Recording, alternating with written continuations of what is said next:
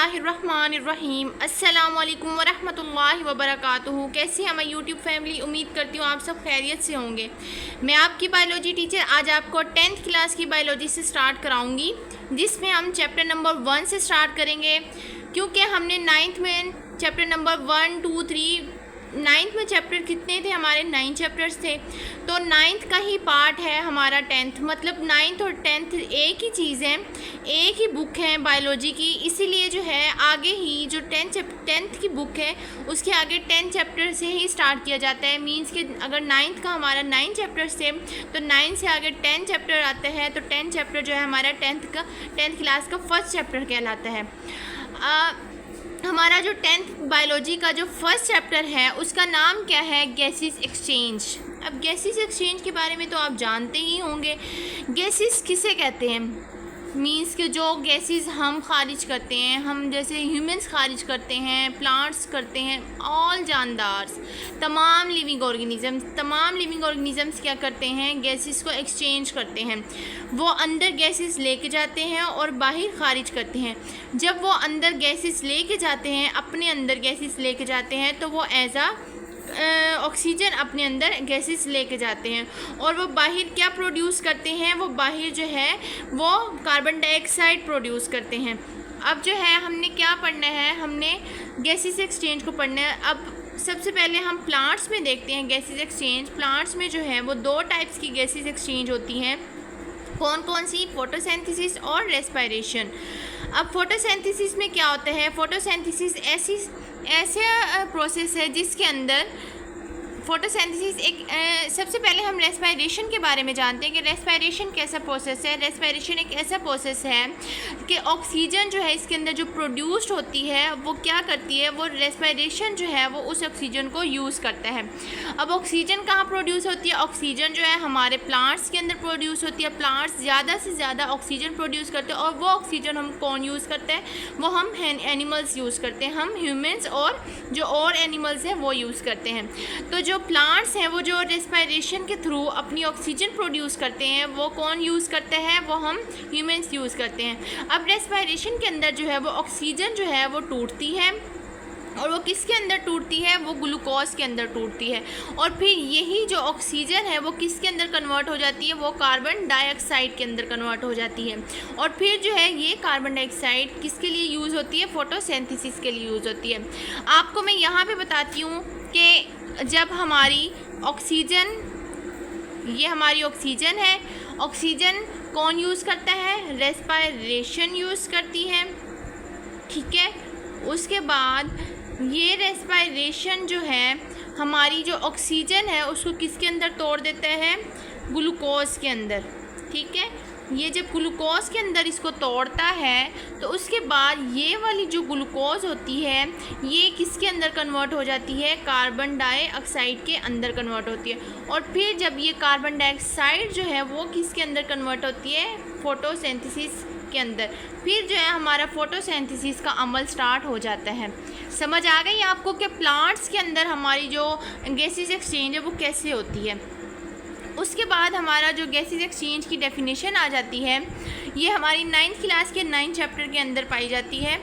इसके अंदर हम क्या है कि टेकिंग इन ऑफ ऑक्सीजन, कि ऑक्सीजन को अंदर लेना, and giving out carbon dioxide, और कार्बन डाइऑक्साइड को बाहर निकालना, ये क्या कहलाता है? गैसेस एक्सचेंज कहलाता है। क्या है?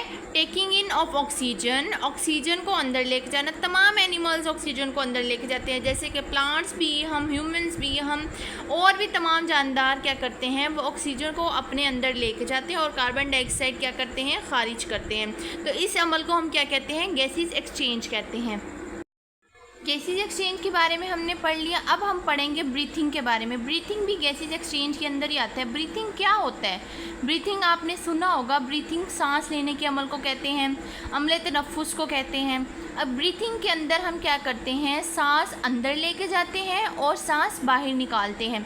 वो किसके थ्रू निकालते हैं? या तो हम अपनी नाक के थ्रू निकालते हैं, या अंदर लेके जाते हैं और अपने मुंह के थ्रू भी निकालते हैं और अंदर लेके जाते हैं। लेकिन ज़्यादातर हमें कहा जाता है कि हम अपनी अपनी सांस जो है ज़्यादातर नाक के थ्रू अंदर लेके जाया करें, क्योंकि हमारे नाक के अंदर बहुत सारे हेयर्स होते हैं जो कि हमारी जो बाहर वाली हवा होती है, बाहर वाली जो एयर होती है उसको फ़िल्टर करके अंदर लेके जाते हैं हमारे अंदर, जो कि हमारे लिए बहुत अच्छी होती है और साफ़ सुथरी होती है। लेकिन अगर हम डायरेक्ट अपने मुंह के थ्रू अपनी बाहर की जो एयर होती है वो अंदर लेके जाते हैं तो वो उसके अंदर डस्ट पार्टिकल्स होते हैं, बाहर की जो मटेरियल्स होते हैं, बाहर के जो डस्ट पार्टिकल्स होते हैं वो हमारे मुंह के थ्रू अंदर चले जाते हैं और वो बहुत सारी डिजीज़ को कॉज करते हैं। इसलिए ज़्यादातर कहा जाता है कि हम ज़्यादा से ज़्यादा जो सांस लें वो अपने नाक के थ्रू यानी नोज़ के थ्रू लें। उसके बाद जो हमारा ब्रीथिंग का प्रोसेस होता है वो फिज़िकल और मैकेनिकल प्रोसेस होता है। कौन सा प्रोसेस होता है? फिज़िकल प्रोसेस होता है और मैकेनिकल प्रोसेस होता है। और उसके बाद ब्रीथिंग की डेफिनेशन क्या है? Breathing is the taking of air and giving out air, मतलब हवा को अंदर लेके जाना और हवा को बाहर निकालना, ये क्या कहलाता है? ब्रीथिंग कहलाता है। उसके बाद जैसे कि ऑक्सीजन एंड कार्बन डाइऑक्साइड, जैसे कि हमने पीछे भी पढ़ा गैसी एक्सचेंज के बारे में कि ऑक्सीजन हम अंदर लेके जाते हैं और कार्बन डाइऑक्साइड बाहर निकालते हैं, तो इसको हम क्या कहते हैं? गैसेज एक्सचेंज कहते हैं। इसी तरह ब्रीथिंग के अंदर भी जो एयर होती है यानी जो ऑक्सीजन होती है वो हम अंदर लेके जाते हैं और कार्बन डाइऑक्साइड को बाहर निकालते हैं, तो ये क्या कहलाता है? हमारा ब्रीथिंग कहलाता है। This process occurs both in animals and plants. अब ये वाला जो प्रोसेस है हमारे एनिमल्स के अंदर भी होता है और हमारी प्लांट्स के अंदर भी होता है। वो कैसे होता है?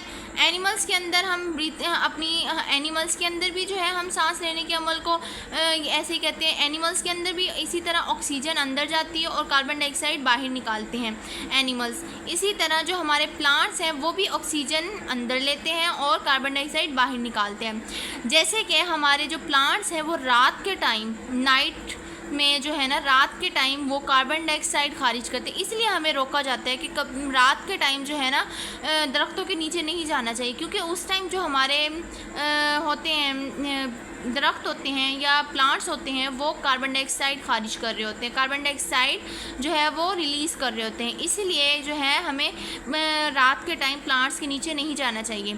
और सुबह जब ताज़ी सुबह की हम हवा कहते हैं, ठंडी ठंडी हवा होती है, तो वो फिल्टर एयर होती है, तब हमारे जो प्लांट्स होते हैं वो ऑक्सीजन रिलीज़ कर रहे होते हैं। तो इसलिए कहा जाता है कि सुबह की वॉक लाजमी करनी चाहिए, क्योंकि उसमें हमारे जो प्लांट्स होते हैं वो ज़्यादा से ज़्यादा ऑक्सीजन रिलीज़ कर रहे होते हैं और उस टाइम जब हम वो ऑक्सीजन लेते हैं तो तब हम बहुत ज़्यादा सेहतमंद हो जाते हैं। अब जो है हमारा जो नेक्स्ट प्रोसेस आता है वो रेस्पिरेशन है। इसको इग्नोर कीजिएगा, ये थोड़ी सी मिस्टेक हो गई थी। अब नेक्स्ट हमारा जो टॉपिक है वो रेस्पिरेशन का टॉपिक है। रेस्पिरेशन का आप जानते होंगे कि रेस्पिरेशन के अंदर क्या है, हम जो it is cellular energy yielding process. क्या है कि हमारे जो सेल हैं, सेल के अंदर जो एनर्जी का प्रोसेस होता है वो क्या है? हमारा रेस्पिरेशन कहलाता है। अब कैसे ये कि रेस्पिरेशन क्या है? वो मैकेनिकल है और ये बायोकेमिकल। हमने ऊपर पढ़ा था जो ब्रीथिंग है वो कौन से? फिज़िकल है और मैकेनिकल है, और जो रेस्पिरेशन है वो कौन सा अमल है? प्रोसेस है, मैकेनिकल और बायोकेमिकल प्रोसेस है। अब जो हमारी रेस्पिरेशन है इसकी दो टाइप्स आती हैं। दो टाइप्स कौन कौन सी हैं? एरोबिक रेस्पिरेशन और एनारोबिक रेस्पिरेशन। एरोबिक रेस्पिरेशन कौन सी रेस्पिरेशन होती है? जिसके अंदर जब रेस्पिरेशन होती है तब ऑक्सीजन उसके अंदर मौजूद होता है, इसको हम क्या कहते हैं? एरोबिक रेस्पिरेशन कहते हैं, जो ऑक्सीजन की मौजूदगी में होता है। और एनारोबिक रेस्पिरेशन कौन सी रेस्पिरेशन होती है? जो कि ऑक्सीजन की मौजूदगी में ना हो, इसके अंदर ऑक्सीजन मौजूद नहीं होता एनारोबिक के अंदर, और एरोबिक के अंदर जो है ऑक्सीजन मौजूद होता है। तो इन दोनों को जो है हम रेस्पिरेशन की टाइप कहते हैं।